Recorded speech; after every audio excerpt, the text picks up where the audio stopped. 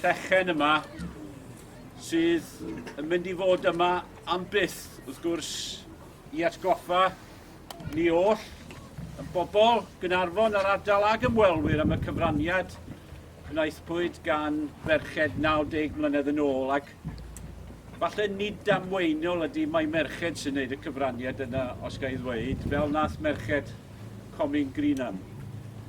Ond mae angen i ni gyd ystyried ein cyfraniad heddiw. Wrth i ni siarad heddiw, 11 o wledydd y byd sy'n byw yn ddi-ryfel ac yn ddi-wrthdaro milwrol.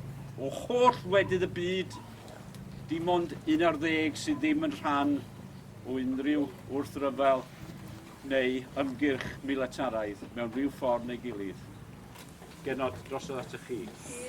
1, 2, 3.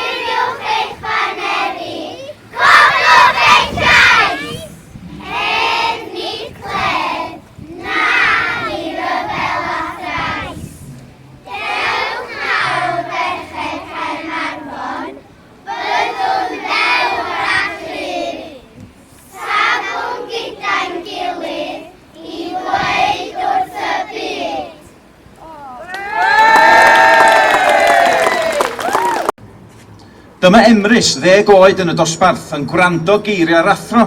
Cofiwch eich tagiau enwa a chofiwch eich masgiau nwy cyn brysio heb redag am y tren.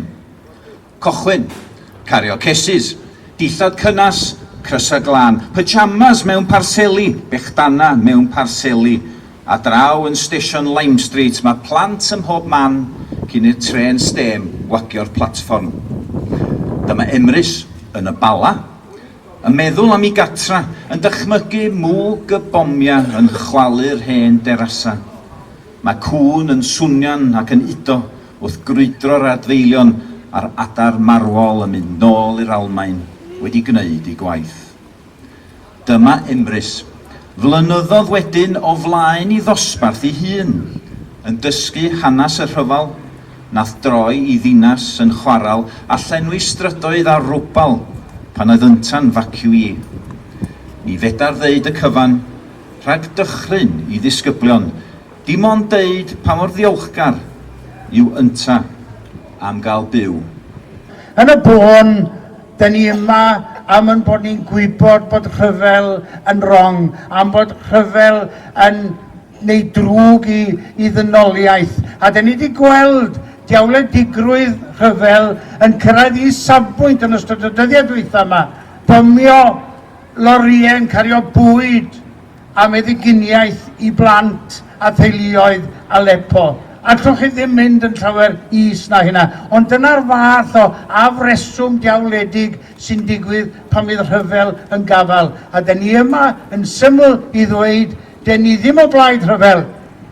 Cerdwn ymlaen, cerdwn drwy ddŵr a than, cerdwn a ffydd yn ein can ymlaen. A cherdwn ymlaen, cerdwn drwy ddŵr a than, cerdwn a ffydd yn ein can ymlaen. A cherdwn ymlaen, cerddwn drwy dŵr a than, cerddwn a ffydd, peth yn ein can, ymlaen, cerddwn ymlaen. Diolch yn fawr iawn i chi gyd. A hedd, nid cledd.